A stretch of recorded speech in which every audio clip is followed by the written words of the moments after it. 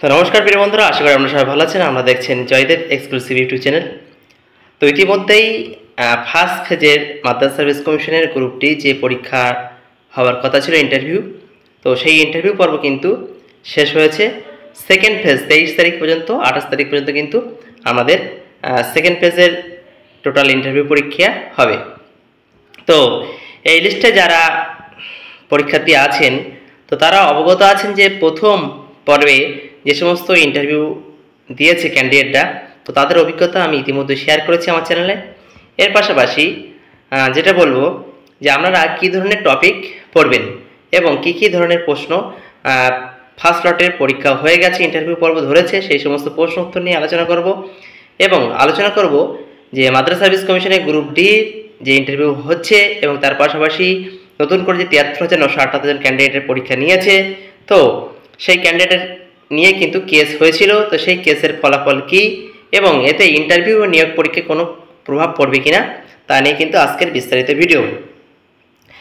তা প্রথমে আমরা চলে যাব যে কেস আপডেটের বিষয়ে। তো দেখুন, মাদ্রাসা সার্ভিস কমিশনকে বিচারক মণ্ডলী বলেছিলেন যে আগামী 3 দিনের মধ্যে কিন্তু রেজাল্ট পাবলিশ করতে হবে। সেই অনুযায়ী তারা কিন্তু 12ই সেপ্টেম্বর রেজাল্ট পাবলিশ করেছে এবং মেরিট লিস্ট প্রকাশিত করেছে। সেই পর্ব অনুযায়ী কিন্তু ইন্টারভিউ পরীক্ষা চলছে। তো এই ক্ষেত্রে পুরোটা কি ইন্টারভিউ তো চলছে অটোমেটিক, এর পাশাপাশি কেস হিয়ারিং হয়েছে, আবার লিস্টেড হয়েছে।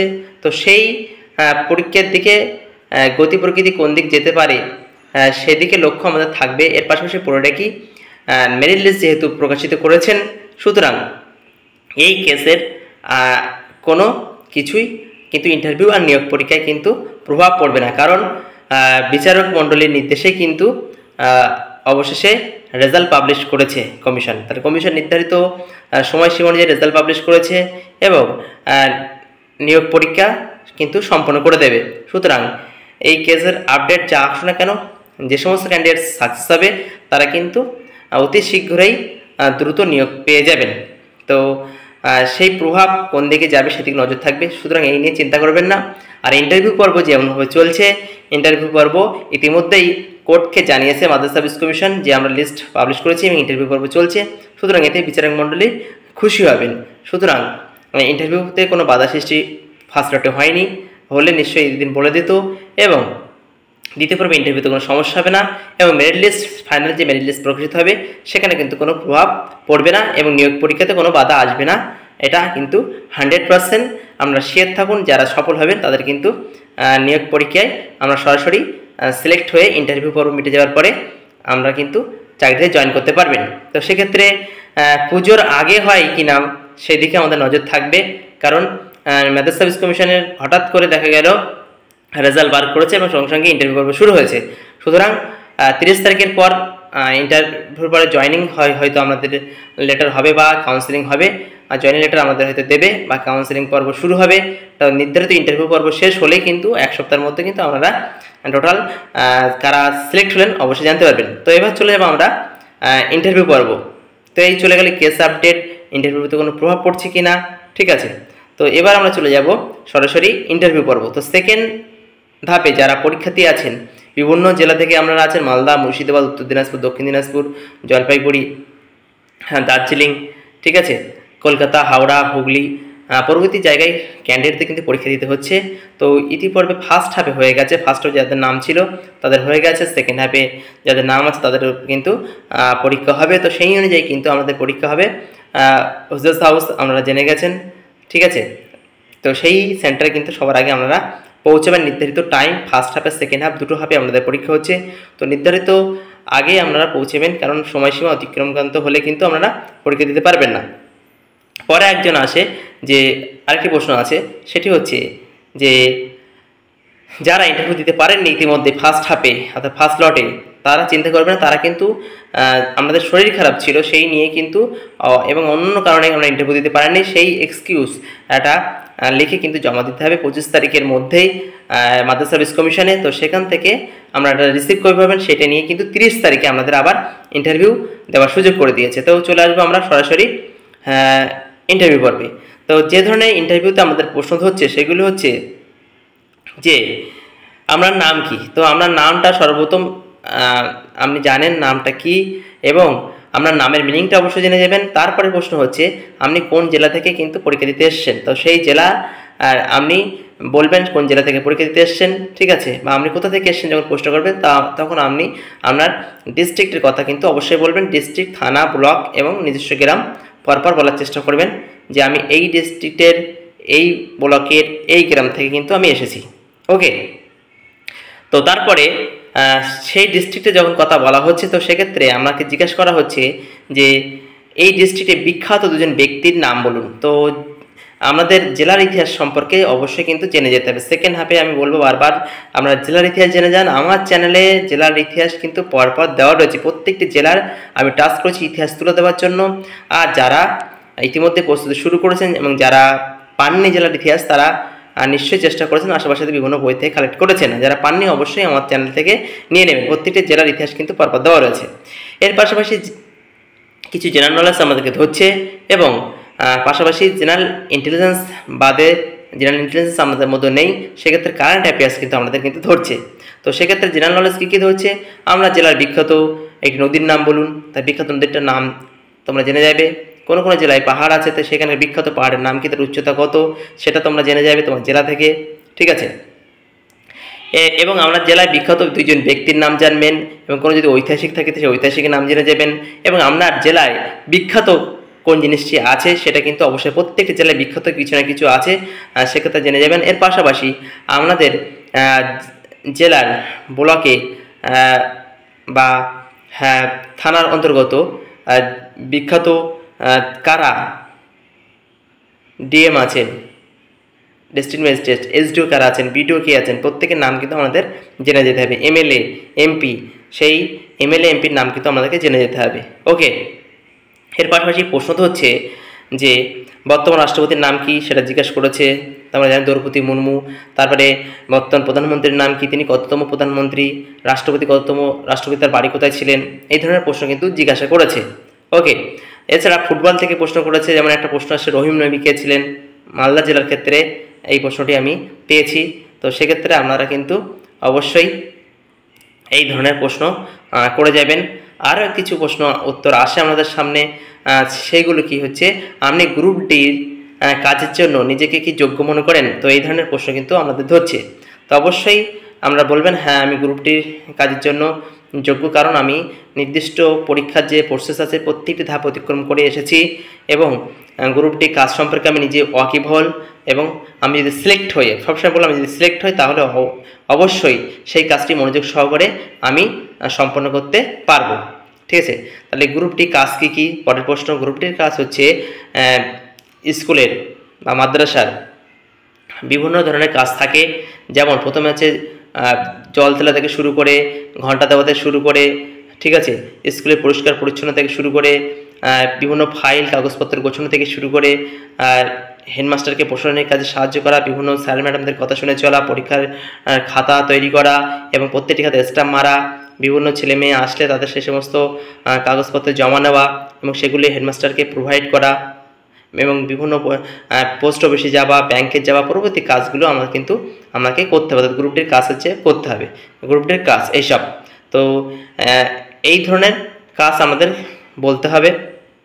এর পাশাপাশি আমাদেরকে প্রশ্ন হচ্ছে নতুন করে যে আপনাকে যে কেউ টোন টিটকারি মারে সেক্ষেত্রে আপনি কীভাবে সামলাবে। তো এক্ষেত্রে উত্তর হবে আপনার যে আমি অবশ্যই সে সমস্ত ছেলেমেয়েদেরকে অবশ্যই বোঝাবো, দেখো যে এই বয়সে এই ভুলগুলো তোমরা করছো, তোমাদের মতন বয়স হলে আমরাও ঠিক এরকম পরিস্থিতিতে করতাম বা করতাম না, কিন্তু পরে বুঝেছিলাম এটা ভুল। এই ধরনের মানসিকতা তোমাদের মধ্যে থাকা উচিত না।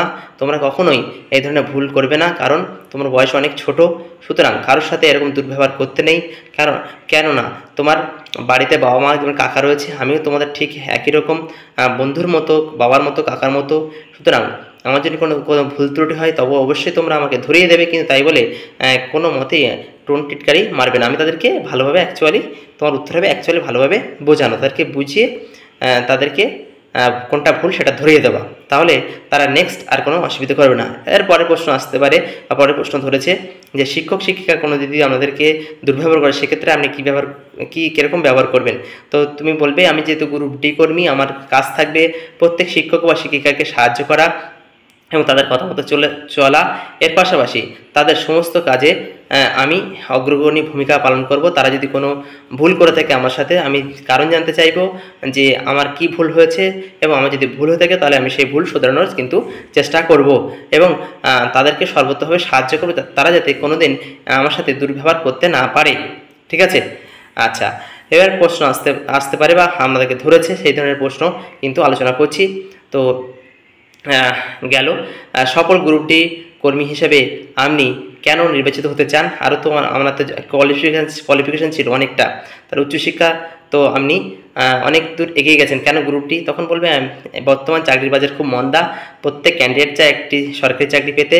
তো সেক্ষেত্রে আমি কিন্তু এই পরীক্ষার জন্য ফর্ম ফিল আপ করেছিলাম এবং পরীক্ষা দিয়েছি, সিলেক্ট আমি প্রত্যেকটি ধাপে অতিক্রম করে সফল হয়ে এসেছি। এবার ইন্টারভিউ পর্বে যদি সাকসেস হই অবশ্যই আমি এই পদের যোগ্য এবং আমি সরকারি চাকরি করতে চাই। এর পাশাপাশি যদি ভবিষ্যতে কোনো সুযোগ আসে আমার শিক্ষাগত যোগ্যতা অনুযায়ী, তাহলে আমি অবশ্যই সেই কাজে যুক্ত হব। ঠিক আছে, আচ্ছা, এর পাশাপাশি আরও কিছু প্রশ্ন আসে যে আপনার শিক্ষাগত যোগ্যতা কত, অর্থাৎ আপনি শিক্ষাগত যোগ্যতা কী কী শিখেছেন সেগুলো কিন্তু আপনি পরপর করে কিন্তু বলবেন। ঠিক আছে, এরপর আরেকটা কিছু প্রশ্ন আসে, আপনি আগে কী কাজ করতেন। তো সেক্ষেত্রে আপনি বলবেন আমরা যে কাজ করতেন, আমরা যদি কোনো কোম্পানির কাজ করতেন সেই কোম্পানির কথা বলবেন, কোনো দোকানদার হতে পারেন, কোনো ব্যবসাপতি হতে পারেন, কোনো সেন্টারে কাজ করতে পারেন গ্রুপ সি ডি কর্মী হিসেবে, সেই অভিজ্ঞতার কথা বলবেন। আমি আগের দিন একটা বলছিলাম সিভিক পুলিশের কাজ করেন অনেকে, তো সিভিক পুলিশের কাজ কিন্তু আপনারা উল্লেখ করবেন যে হ্যাঁ আমরা সিভিক পুলিশের কাজ করি, কিন্তু ওই কাজটি অস্থায়ী, কারণ সরকার কখন কি করবে ঠিক নেই। তাতে বেতন আছে, তবে আমি চাইছি মনে প্রাণে একটা সরকারি চাকরি পেতে, যাতে করে আমার ভবিষ্যৎ প্রজন্ম ভালো থাকতে পারে এবং আমি নিজেও ভালো থাকতে পারি, সিকিউর থাকতে পারি। তার জন্য কিন্তু এই গ্রুপে ডি পদে আমি নিয়োগ হতে চাই এবং আমি নির্বাচিত হয়ে যথারীতি কাজ করতে চাই। এই হচ্ছে বিষয়। এর পাশাপাশি বিভিন্ন সংখ্যালঘু উন্নয়ন মন্ত্রী দপ্তর থেকে আমাদের প্রশ্ন হতে পারে যে সংখ্যালঘু বর্তমান উন্নয়ন মন্ত্রী কি? মমতা ব্যানার্জি বর্তমান মুখ্যমন্ত্রী, তিনি সংখ্যালঘু উন্নয়ন মন্ত্রী। এর পাশাপাশি জিজ্ঞেস করতে মাদ্রাসা সার্ভিস কমিশন কত সালে প্রতিষ্ঠিত হয়েছিল। ঠিক আছে, 2008 সালে প্রতিষ্ঠিত হয়েছিল। তো প্রথম মাদ্রাসা কত সালে প্রতিষ্ঠিত হয়েছিল? কলকাতা মাদ্রাসা 1781 সালে কে প্রতিষ্ঠা করেছিলেন? ওয়ারেন হেস্টিংস প্রতিষ্ঠা করেছিলেন। উদ্দেশ্য কী ছিল? আরবি এবং ফার্সি ভাষায় বিভিন্ন ছাত্রছাত্রীদের পড়ানো টপিক অনুযায়ী, যাতে করে বিভিন্ন ধার্মিক কাজের পাশাপাশি বিভিন্ন সরকারি যে সমস্ত কাজ বলে সেই কাজগুলো সফলভাবে তৈরি করা, আর যাতে করে বিভিন্ন সরকারি কাজ সফলভাবে তারা নিজেদেরকে নিযুক্ত করতে পারে এবং কাজটা সরকারে তুলে দিতে পারে। ঠিক আছে, অ্যাকচুয়ালি সরকারি কর্মচারী তৈরি করা। ওকে, আচ্ছা, এই হচ্ছে প্রশ্ন। এবার আর কিছু প্রশ্ন থাকতে পারে যে মাদ্রাসা সার্ভিস কমিশনের যে গ্রুপ ডি পর্ব পরীক্ষা হচ্ছে, তো এই পরীক্ষার আপনি যে সফল হয়েছেন, তো প্রশ্ন কাঠামো কেমন হয়েছে? তো অবশ্যই প্রশ্ন কাঠামো বলবে গ্রুপ ডি কাজ হতে পারে বা গ্রুপ ডির পরীক্ষা হতে পারে, কিন্তু সেক্ষেত্রে প্রশ্ন কিন্তু খুবই হাই টাইপের প্রশ্ন হয়েছে। তো সেক্ষেত্রে আমি সিলেক্ট হয়েছি। এর পাশাপাশি প্রশ্ন আসতে পারে যে বর্তমানে আমি কী করে, অনেকে টিউশন মাস্টারের কথা বলছেন যে টিউশনই পড়াই। তো সেক্ষেত্রে টিউশন পড়ালে অবশ্যই আপনারা কোন ক্লাস পড়াচ্ছেন সেই ক্লাস জিজ্ঞাসা করবে। তো সেই ক্লাস পড়ার পাশাপাশি কিন্তু আপনাকে সঙ্গে সঙ্গে সেই ক্লাসের বিভিন্ন বই সম্পর্কে আপনাকে প্রশ্ন ধরবে, এবং কোনো একটা বাংলা টপিক মানে বাংলা এই ক্লাসে 7 বলে 8 বলে 8-এর বাংলার সিলেবাসগুলো বলো, তো ওদের কিন্তু সব নখদর্পণে থাকবে। তো নখদর্পণে থাকলে কিন্তু সেই বইয়ের সঠিক নামটা বলতে হবে এবং টপিক নাম কিন্তু অবশ্যই তোমাকে বলতে হবে। তো সেক্ষেত্রে ভুল বললে কিন্তু আপনার নাম্বার কাটা যাবে। ওকে, তো এই হচ্ছে সেকেন্ড পর্বের যারা পরীক্ষা দেবেন তাদের কাছে প্রথম পর্বের প্রশ্নোত্তর আমি শেয়ার করলাম। এর পাশাপাশি আপনাদের কী প্রশ্নোত্তর ধরছে আমি অবশ্যই জানতে পারবো, এবং আপনাদেরকে পরবর্তী ধাপে যারা পরপর পরীক্ষা দেবেন তাদের কিন্তু আমি অবশ্যই জানিয়ে দেবো। তো আপনারা আশা করি মানসিকভাবে প্রস্তুতি নিয়েছেন। এর পাশাপাশি সেকেন্ড ধাপে যারা পরীক্ষা দেবেন অবশ্যই আপনারা জেনে যাবেন যে বর্তমান কারেন্ট অ্যাফেয়ার্স, বিভিন্ন ফুটবল, ক্রিকেট, প্যারিস অলিম্পিক, ঠিক আছে, কোপা আমেরিকা পরবর্তী টপিক থেকে কিন্তু অবশ্যই জেনে যাবেন, প্রশ্নোত্তর তৈরি করে যাবেন, এবং বিভিন্ন নদ নদী, পর্বতমালা, পাহাড়, মালভূমি, সমভূমি আমাদের পশ্চিমবঙ্গের তথা ভারতবর্ষের টোটালি জেনে যাবেন, তাহলে কিন্তু আপনি অনায়াসে পরীক্ষায় সফল হবেন না। প্রশ্ন খুব একটা কঠিন হচ্ছে না, কিন্তু এমন প্রশ্ন ধরবে আপনাকে ওইখানে বাস্তব পরিস্থিতির সাথে মেলবন্ধন করে কিন্তু উত্তর দিতে হবে। তো কেমন লাগছে চ্যানেলটি অবশ্যই কমেন্ট করে জানাবে। যারা চ্যানেলটি নতুন অবশ্যই সাবস্ক্রাইব করে বন্ধুর মতো কিন্তু শেয়ার করবে। সমস্ত পরীক্ষার আপডেট এখানে পাবে এবং প্রশ্ন উত্তর আলোচনা হবে। সে কলকাতা পুলিশ থেকে, বেঙ্গল পুলিশ থেকে হোক, এসআই পরীক্ষা হোক এবং PSC clerk, group C D সমস্ত পরীক্ষার আপডেট কিন্তু, প্রাইমারি সমস্ত পরীক্ষার আপডেট এবং প্রশ্ন উত্তর নিয়ে কিন্তু পরপর আলোচনা করবে। এর পাশাপাশি অঙ্গনওয়াড়ি, আইসিডিএস যে সমস্ত নতুন চ্যানেলে এসেছেন তারা অবশ্যই কমেন্ট করুন, তোমাদের কিন্তু পরপর চ্যাপ্টার ধরে আলোচনা করা হবে। সকল চাকরির পরীক্ষার খবর কিন্তু এই চ্যানেলে পেয়ে যাবেন। সকলে ভালো থাকবেন, সুস্থ থাকবেন।